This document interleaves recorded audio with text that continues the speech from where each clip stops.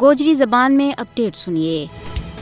کشمیریوں نے دباؤ کی ایک اور کوشش کا طور پر مودی حکومت نے مقبوضہ جموں کشمیر کے بچ جماعت اسلامی پر پابندی میں اور زیادہ بادو کر دیتا ہے۔ جماعت اسلامی جموں کشمیر پر پابندی میں توسیع فاشسٹ مودی حکومت کی لٹائی دے دہشت گردی کی ایک اور باندھی مثال ہے، جڑی کشمیریوں کی جدوجہد آزادی نہ دباؤ کے واسطے مودی حکومت کی مایوسی نہ ظاہر کرے۔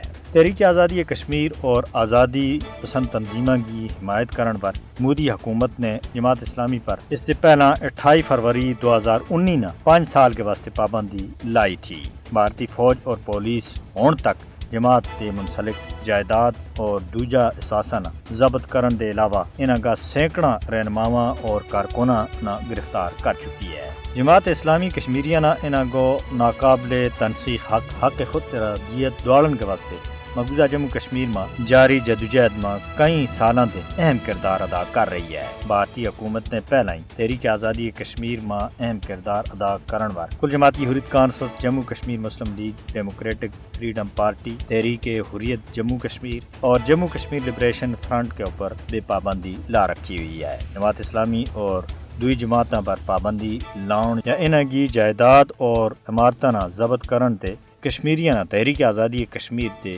کسی بھی صورت میں دور نہیں رکھا جا سکتا۔